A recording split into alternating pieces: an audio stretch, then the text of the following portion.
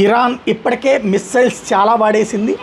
ఇక వాడడానికి తక్కిపోయేటప్పటికీనే రూటు మార్చింది. మేము మా పొరుగు దేశాల మీద దాడి చేయము, వాళ్ళకి సారీ చెప్తున్నాం అంటూ ఇరాన్ అధ్యక్షుడి చేత చెప్పించారు. లేకపోతే ఇరాన్ అధ్యక్షుడే చెప్పాడో తెలియదు. నెంబర్ 1, ఇప్పుడు ఎయిర్ డిఫెన్స్ సిస్టమ్స్ విపరీతంగా యాక్టివేట్ చేసేసినాయి ఆ దేశాలని.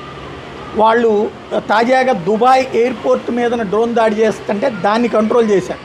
అట్లాగే ఇరాన్ ప్రయోగించినటువంటి 300కి పైగా SF-200 చైనీస్ డ్రోన్లన్నిటి అమెరికన్ పేట్రియాట్ డిఫెన్స్ సిస్టమ్ ఆకాశంలోనే ధ్వంసం చేసేసింది. ఇంకోవైపున సౌదీ అరేబియా కావచ్చు, దుబాయ్ కావచ్చు, ఏదైతే బహ్రెయిన్ కావచ్చు, తాజాగా పెద్ద ఎత్తునే దారిలోనే అడ్డుకుంటున్నాయి.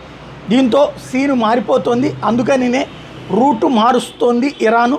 పొరుగు దేశాల జోలికి పోమని చెప్పుకొస్తోంది. రాబోయేటువంటి రోజుల్లో యుద్ధం తీరు మారబోతోంది.